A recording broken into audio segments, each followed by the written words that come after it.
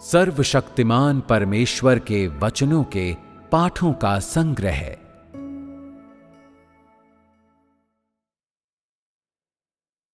भ्रष्ट मनुष्य जाति को देहधारी परमेश्वर द्वारा उद्धार की अधिक आवश्यकता है।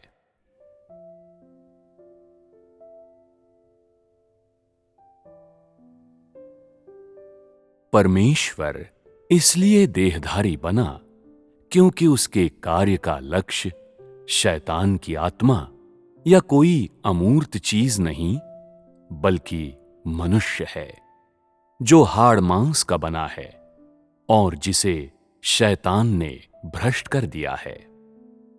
चूंकि इंसान की देह को भ्रष्ट कर दिया गया है, इसलिए परमेश्वर ने हाड़ मांस के मनुष्य को अपने कार्य का लक्ष्य बनाया है।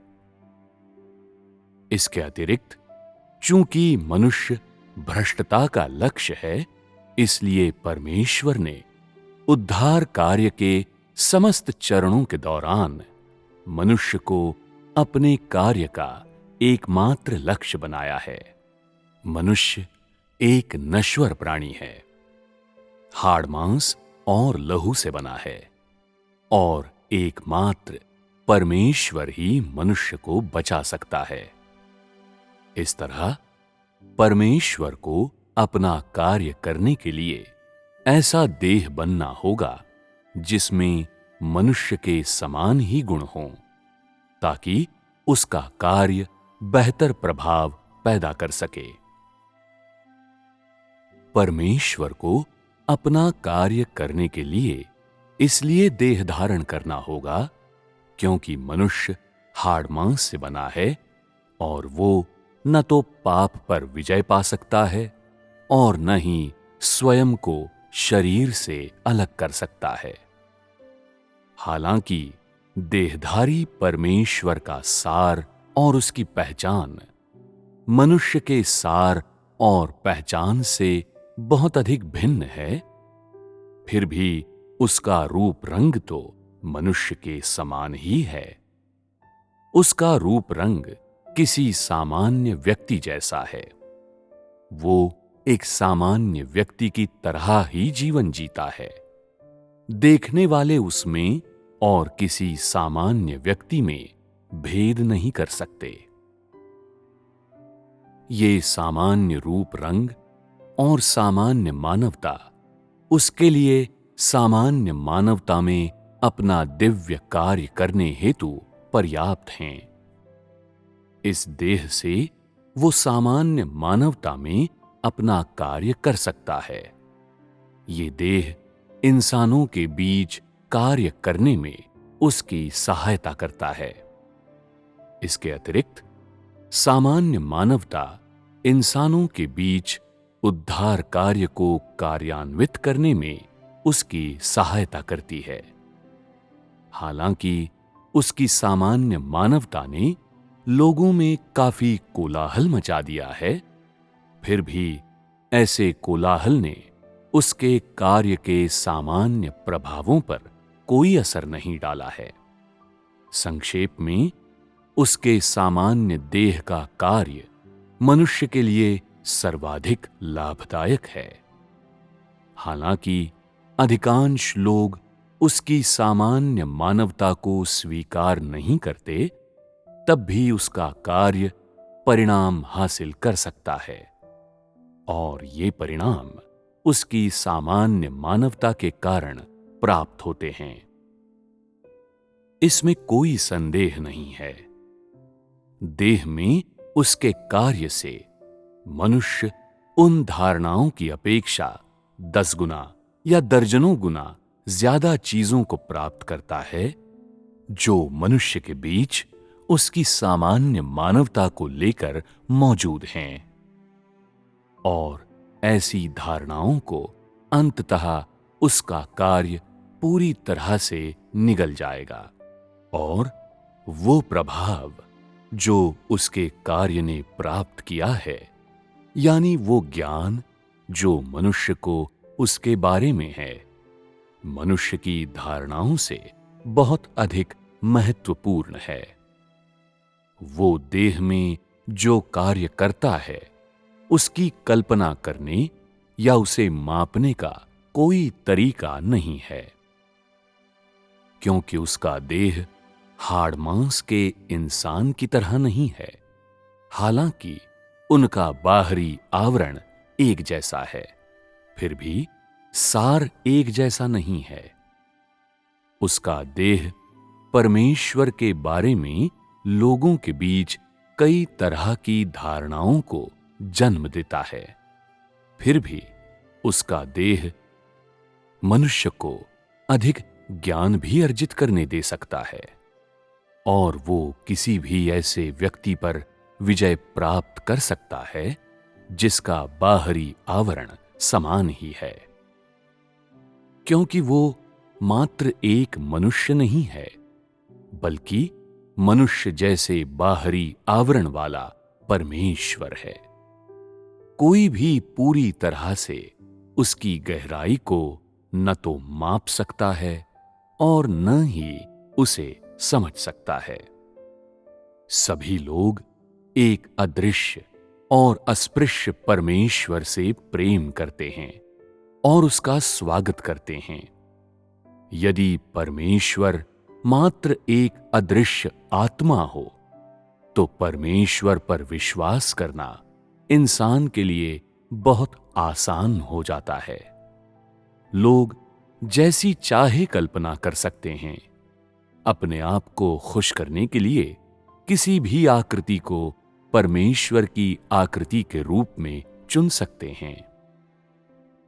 इस तरह से लोग बेहिचक वो सब कर सकते हैं जो उनके परमेश्वर को पसंद हो और जो वो उनसे करवाना चाहता हो। इसके अलावा लोग मानते हैं कि परमेश्वर के प्रति उनसे ज्यादा निष्ठावान भक्त और कोई नहीं है। बाकी सब तो अन्य जातियों के कुत्ते हैं और परमेश्वर के प्रति वफादार नहीं हैं। ऐसा कहा जा सकता है कि इसे वे लोग खोजते हैं जिनकी परमेश्वर में आस्था अस्पष्ट और सिद्धांतों पर आधारित होती है। ऐसे लोगों की खोज कमोबेश एक सी ही होती है। बात केवल इतनी ही है कि उनकी कल्पनाओं में परमेश्वर की छवि अलग अलग होती हैं। उसके बावजूद उनका सार वास्तव में एक ही होता है। मनुष्य परमेश्वर में अपनी बेफिक्री भरे विश्वास से परेशान नहीं होता और जैसा उसे भाता है उसी तरह से परमेश्वर में विश्वास करता है। ये मनुष्य के अधिकार और आजादी में से एक है जिसमें कोई हस्तक्षेप नहीं कर सकता, क्योंकि मनुष्य अपने परमेश्वर में विश्वास करता है, किसी अन्य के परमेश्वर में नहीं। ये उसकी निजी संपत्ति है और लगभग हर कोई इस तरह की निजी संपत्ति रखता है। लोग इस संपत्ति को एक बहुमूल्य खजाने की तरह मानते हैं, किंतु परमेश्वर के लिए इससे अधिक अधम या मूल्यहीन चीज और कोई नहीं है, क्योंकि मनुष्य की इस निजी संपत्ति से अधिक और कोई भी चीज परमेश्वर के विरोध का स्पष्ट संकेत नहीं हो सकती। देहधारी परमेश्वर के कार्य की वजह से परमेश्वर स्पर्शगम्य देह धारण करता है, जिसे इंसान देख और छू सकता है।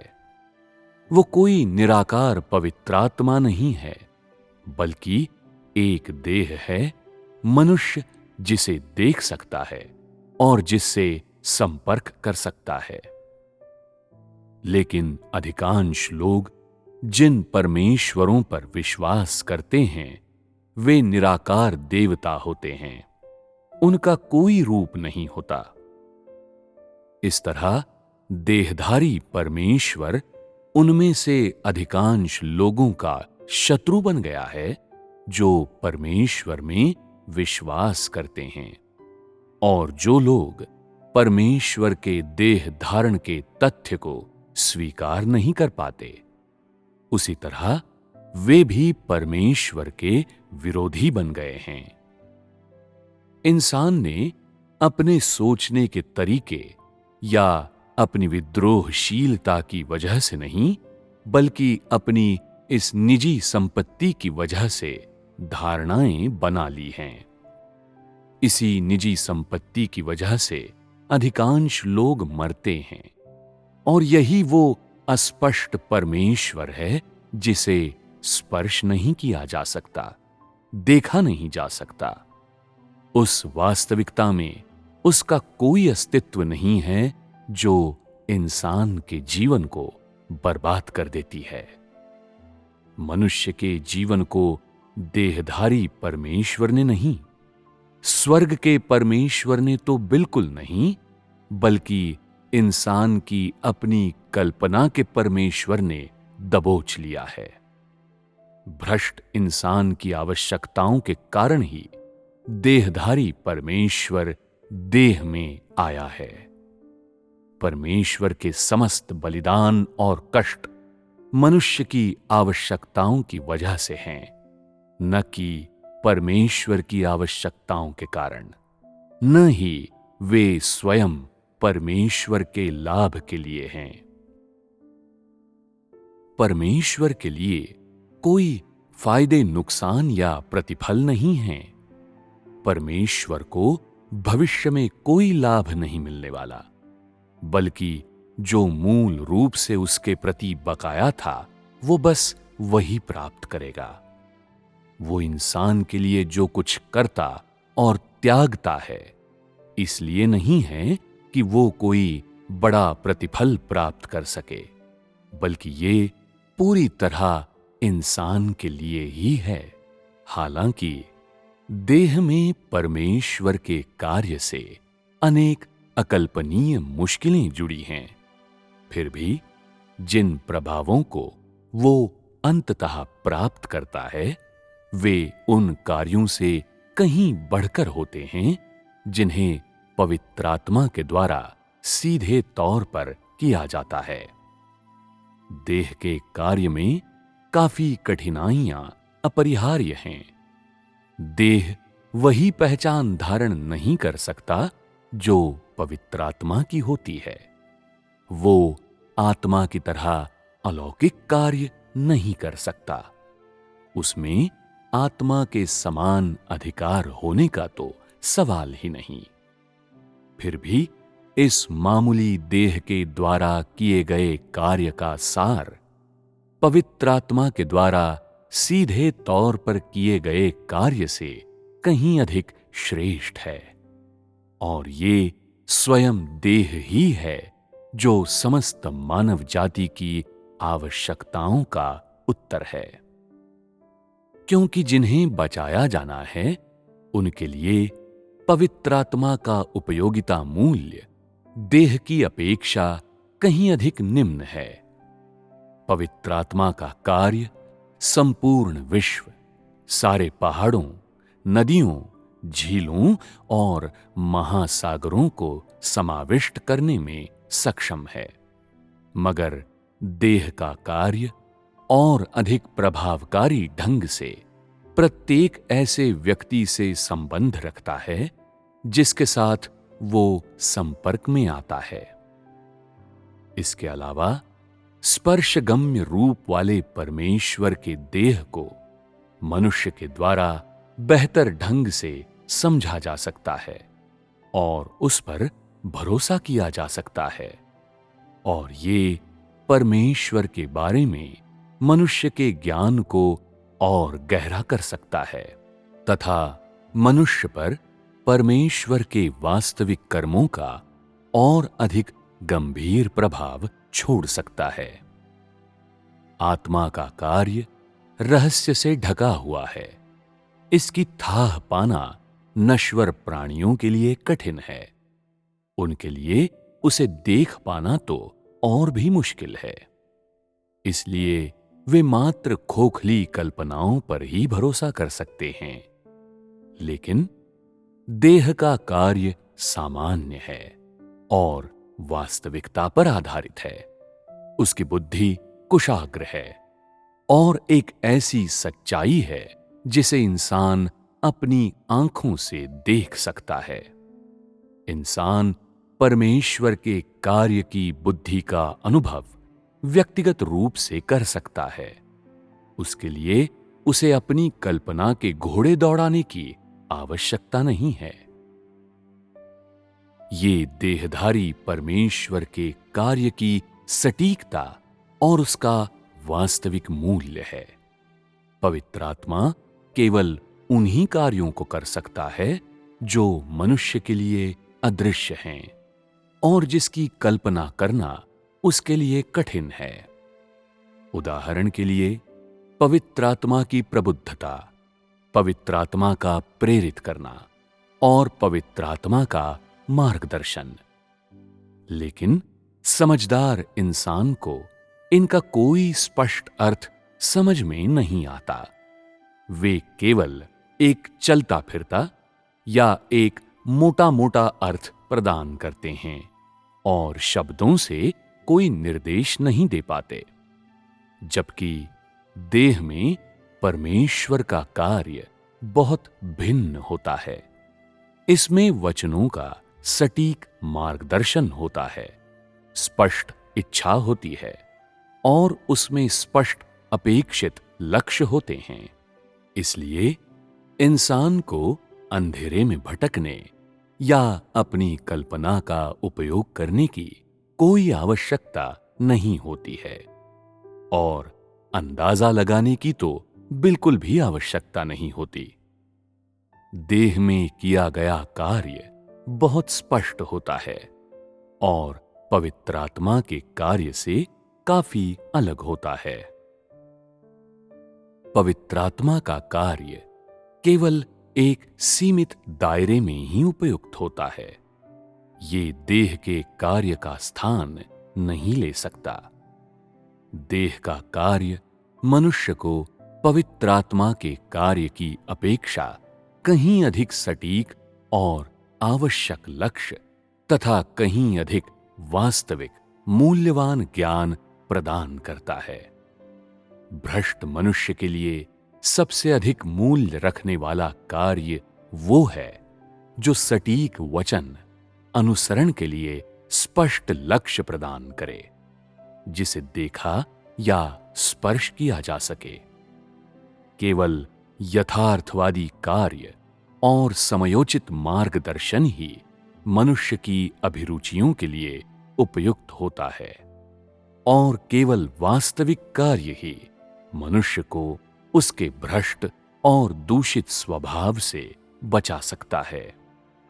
इसे केवल देहधारी परमेश्वर के द्वारा ही प्राप्त किया जा सकता है। केवल देहधारी परमेश्वर ही मनुष्य को उसके पूर्व के भ्रष्ट और पथभ्रष्ट स्वभाव से बचा सकता है। यद्यपि पवित्र आत्मा परमेश्वर का अंतर्निहित सार ही है, फिर भी इस तरह के कार्य को केवल उसके देह के द्वारा ही किया जा सकता है। यदि पवित्र आत्मा अकेले ही कार्य करता, तब उसके कार्य का प्रभावशाली होना संभव नहीं होता। ये एक स्पष्ट सत्य है। यद्यपि अधिकांश लोग इस देह के कारण परमेश्वर के शत्रु बन गए हैं, फिर भी जब वो अपना कार्य पूरा करेगा, तो जो लोग उसके विरोधी हैं, वे न केवल उसके शत्रु नहीं रहेंगे, बल्कि उसके गवाह बन जाएंगे। वे ऐसे गवाह बन जाएंगे जिन्हें उसके द्वारा जीत लिया गया है, ऐसे गवाह जो उसके अनुकूल हैं और उससे अभिन्न हैं। मनुष्य के लिए देह में उसने जो कार्य किया है, उसके महत्व को वो मनुष्य को ज्ञात करवाएगा और मनुष्य के अस्तित्व के अर्थ के लिए इस देह के महत्व को मनुष्य जानेगा। मनुष्य के जीवन के विकास के लिए उसके वास्तविक मूल्य को जानेगा और इसके अतिरिक्त ये जानेगा कि ये देह जीवन का एक जीवंत स्रोत बन जाएगा, जिससे अलग होने की बात को मानव सहन नहीं कर सकता। हालांकि देहधारी परमेश्वर का देह परमेश्वर की पहचान और रुतबे से बिल्कुल मेल नहीं खाता और मनुष्य को परमेश्वर की वास्तविक हैसियत से असंगत प्रतीत होता है, फिर भी ये देह जो परमेश्वर की असली छवि या परमेश्वर की सच्ची पहचान नहीं दर्शाता, वो कार्य कर सकता है जिसे परमेश्वर का आत्मा सीधे तौर पर करने में असमर्थ है। ये हैं परमेश्वर के देह धारण के असली मायने और मूल्य। इस महत्व और मूल्य को इंसान न तो समझ पाता है और न ही स्वीकार कर पाता है।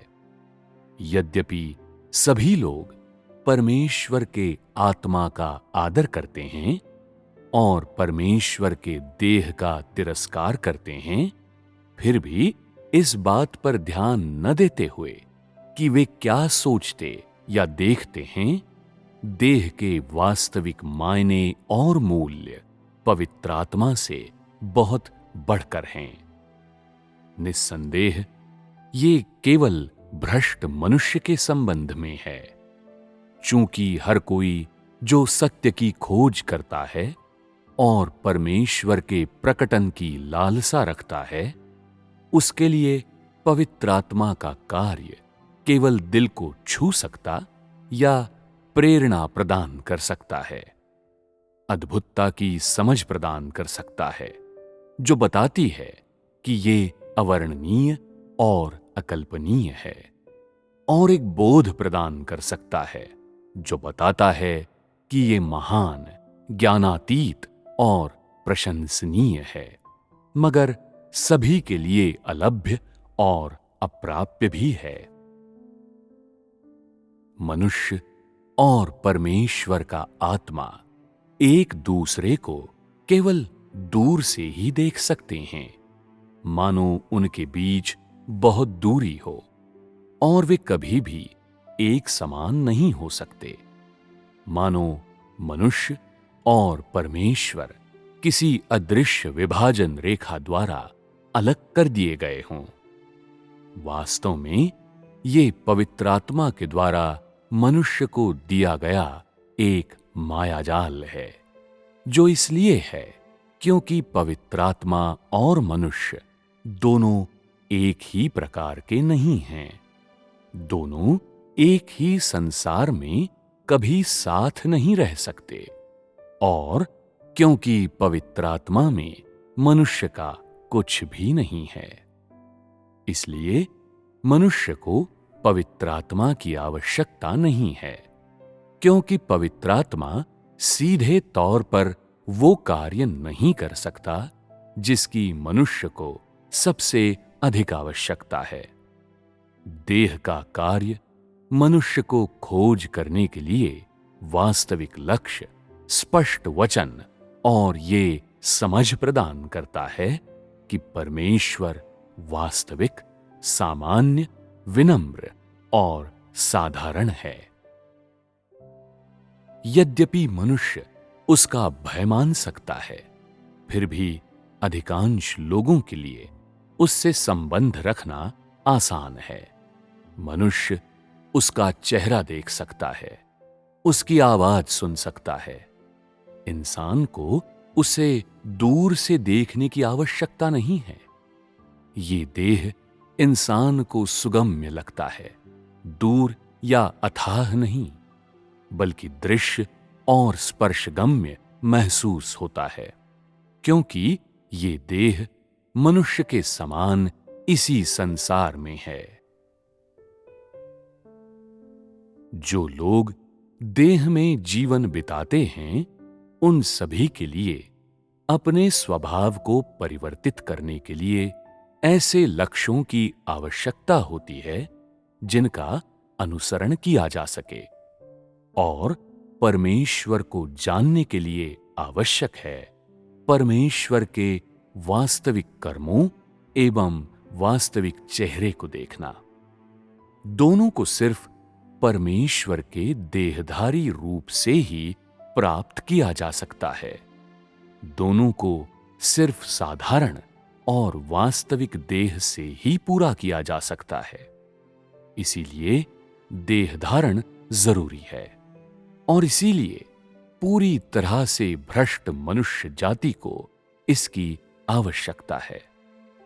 चूंकि लोगों से अपेक्षा की जाती है कि वे परमेश्वर को जानें, इसलिए अस्पष्ट और अलौकिक परमेश्वरों की छवि को उनके हृदय से दूर हटाया जाना चाहिए।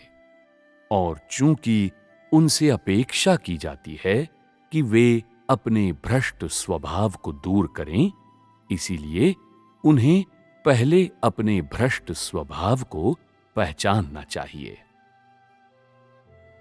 यदि लोगों के हृदय से अस्पष्ट परमेश्वरों की छवि को हटाने का कार्य केवल मनुष्य करे, तो वो उपयुक्त प्रभाव प्राप्त करने में असफल हो जाएगा। लोगों के हृदय से अस्पष्ट परमेश्वर की छवि को केवल वचनों से उजागर, दूर या पूरी तरह से निकाला नहीं जा सकता। ऐसा करने से अंततः इन गहरी समाई चीजों को लोगों से हटाना तब भी संभव नहीं होगा। केवल इन अस्पष्ट और अलौकिक चीजों की जगह व्यावहारिक परमेश्वर और परमेश्वर की सच्ची छवि को रखकर और लोगों को धीरे धीरे इन्हें ज्ञात करवाकर ही उचित प्रभाव प्राप्त किया जा सकता है। मनुष्य को एहसास होता है कि जिस परमेश्वर को वो पहले से खोजता रहा है, वो अस्पष्ट और अलौकिक है। पवित्र आत्मा की प्रत्यक्ष अगुवाई इस प्रभाव को प्राप्त नहीं कर सकती।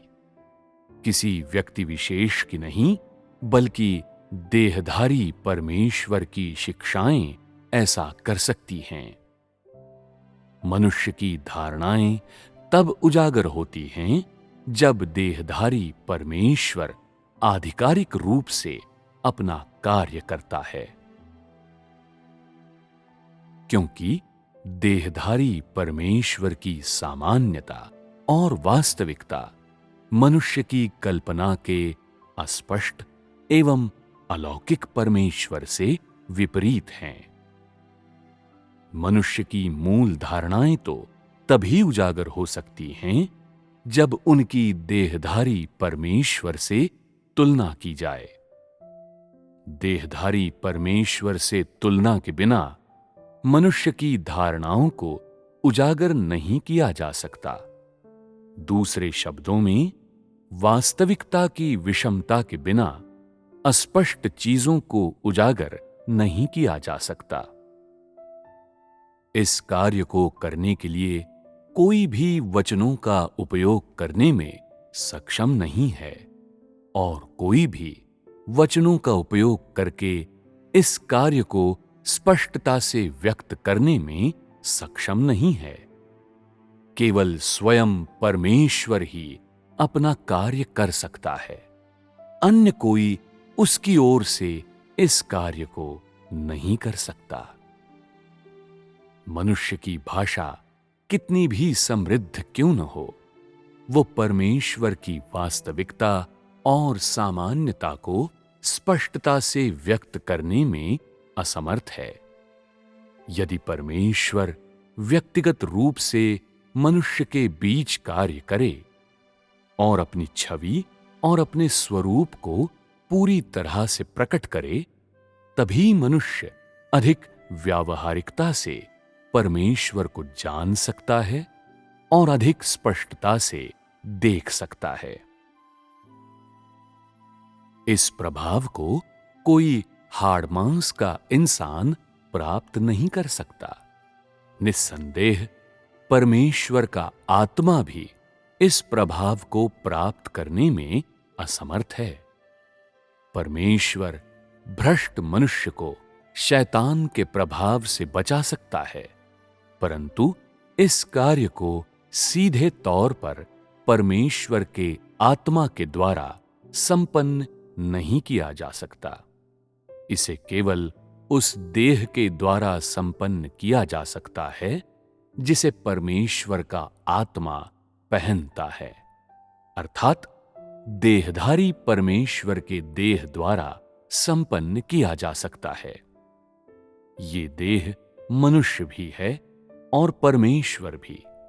ये एक सामान्य मानवता धारण किए हुए मनुष्य है और दिव्यता धारण किए हुए परमेश्वर भी है। और इसलिए हालांकि ये देह परमेश्वर का आत्मा नहीं है और पवित्र आत्मा से बिल्कुल भिन्न है, फिर भी वो देहधारी स्वयं परमेश्वर है जो मनुष्य को बचाता है, जो पवित्र आत्मा है और देह भी है। उसे किसी भी नाम से पुकारो, आखिर वो है स्वयं परमेश्वर ही जो मनुष्य जाति को बचाता है, क्योंकि परमेश्वर का आत्मा देह से अविभाज्य है और देह का कार्य भी परमेश्वर के आत्मा का कार्य है। अंतर बस इतना ही है कि इस कार्य को पवित्र आत्मा की पहचान का उपयोग करके नहीं किया जाता, बल्कि देह की पहचान का उपयोग करके किया जाता है। सीधे तौर पर पवित्र आत्मा द्वारा किए जाने वाले कार्य में देह धारण की आवश्यकता नहीं होती, और जिस कार्य को करने के लिए देह की आवश्यकता होती है, उसे पवित्र आत्मा द्वारा सीधे तौर पर नहीं किया जा सकता। उसे केवल देहधारी परमेश्वर द्वारा ही किया जा सकता है। इस कार्य के लिए इसी की आवश्यकता होती है और भ्रष्ट इंसान को भी इसी की आवश्यकता है।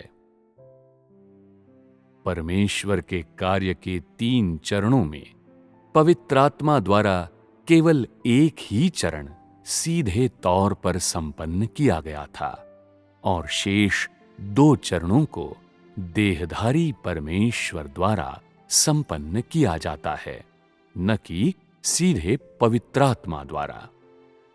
पवित्र आत्मा द्वारा व्यवस्था के युग में किए गए कार्य में मनुष्य के भ्रष्ट स्वभाव को परिवर्तित करना शामिल नहीं था और न ही इसका परमेश्वर के बारे में मनुष्य के ज्ञान से कोई संबंध था।